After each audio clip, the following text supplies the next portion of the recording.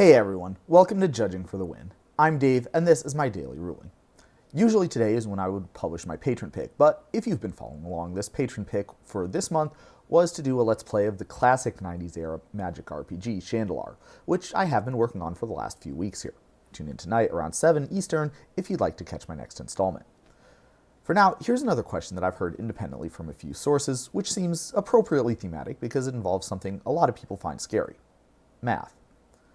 Nick has an infinite life combo, and Amy controls Zimone all questioning, and some combo that lets her put an infinite number of land tokens into play.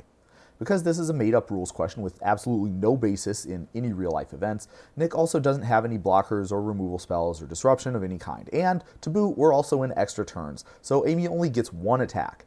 So the winner of this game is going to be wholly determined by Amy's ability to create a single, non-evasive creature of large enough size. What happens? Okay, so first of all, it is not possible to have infinite life. The only numbers that Magic uses are integers, and infinity is not an integer.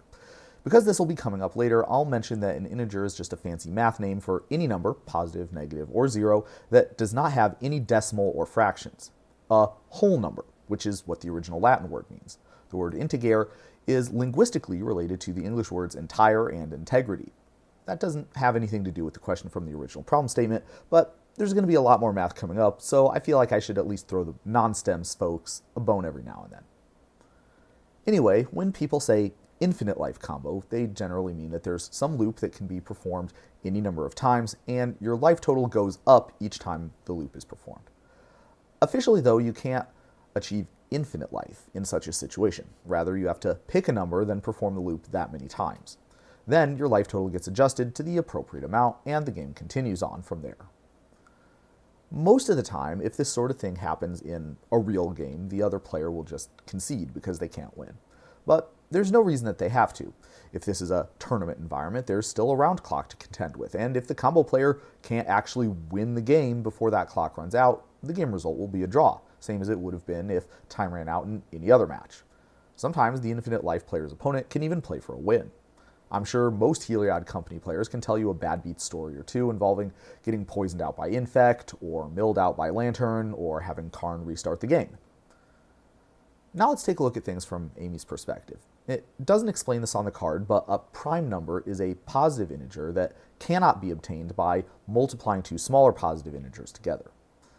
Unlike Nick's life, and contrary to what the reminder text makes it look like, the number of primes actually is infinite.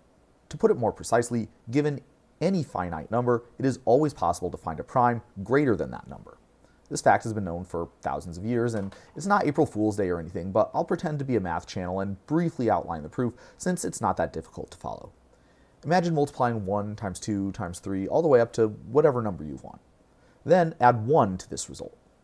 Now this new number is either a prime itself or else it's evenly divisible by some other prime.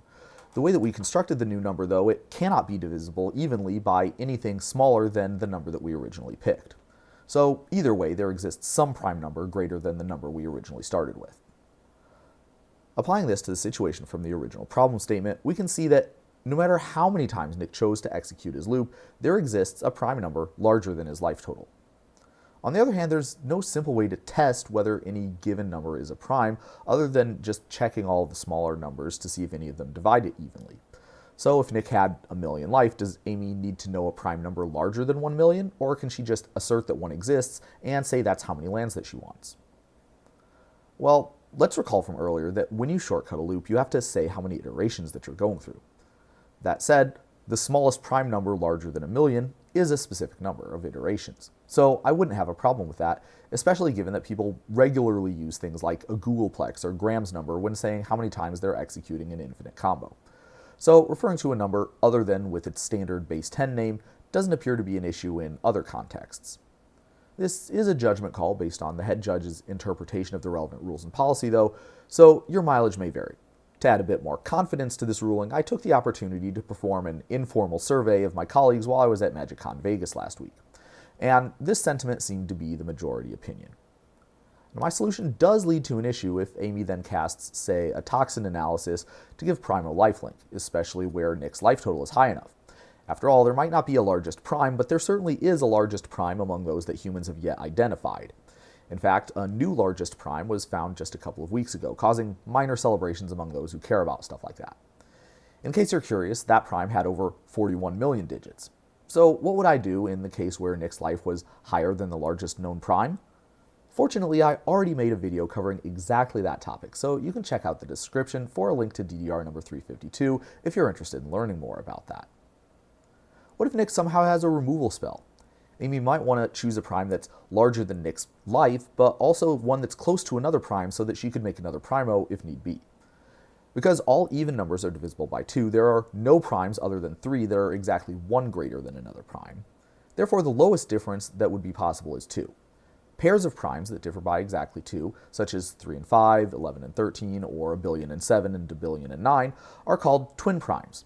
You might have observed that prime numbers become less and less common among larger and larger numbers. Indeed, mathematicians have carefully studied the distribution of primes and found that the average gap between primes less than any given number is roughly equal to that number's natural logarithm. This result is known as the prime number theorem, and even if you don't know anything about math, the simplicity of that name should give you a clue about its importance. Well, regarding the notion of twin primes, you might expect that since the average gap between primes grows larger and larger as the numbers themselves grow, the number of twin primes may be finite. The general sentiment among mathematicians is the opposite, although it is not yet known with certainty. The twin prime conjecture is among the most famous unresolved problems in number theory, and the extremely serious question that we're considering just goes to show that there are a lot more applications to pure mathematics than most people realize. Because it is not yet known whether a twin prime larger than about 10 to the 400,000 exists, I would not allow Amy to do this trick unless she knew an appropriate number herself. Take solace, Amy. Recent developments in the study of this problem have shown that there are an infinite number of pairs of prime, which differ by as little as 246. So, if Amy's infinite land combo were to get disrupted, she could guarantee another primo in just a few turns. Now, there's one last important facet of this scenario that you want to keep in mind, because otherwise you might find the need to explain yourself in front of a different kind of judge. Some prime numbers may in fact be illegal. For example, it turns out that if you create a file consisting of the binary digits of this prime number and then unzip it using a certain popular unzipping program, it happens to yield a piece of software capable of bypassing the copyright protection on some DVDs. A private software developer anonymously created this code in the late 90s, and the Motion Picture Association of America obviously sought to stop its proliferation. Various ways of protesting the MPAA's efforts were deployed, with the previous number being at the center of one of the most interesting.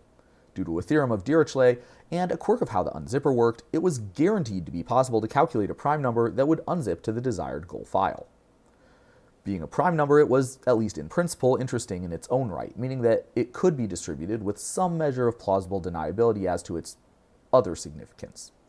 I'm not sure if anyone ever got sued because of this number, but Amy might want to keep it in mind, or else the fun police might not be the only ones that she needs to worry about. That's all I have for you today. How did you do? Join me again next time for another daily ruling. Until then, I hope you have a great day.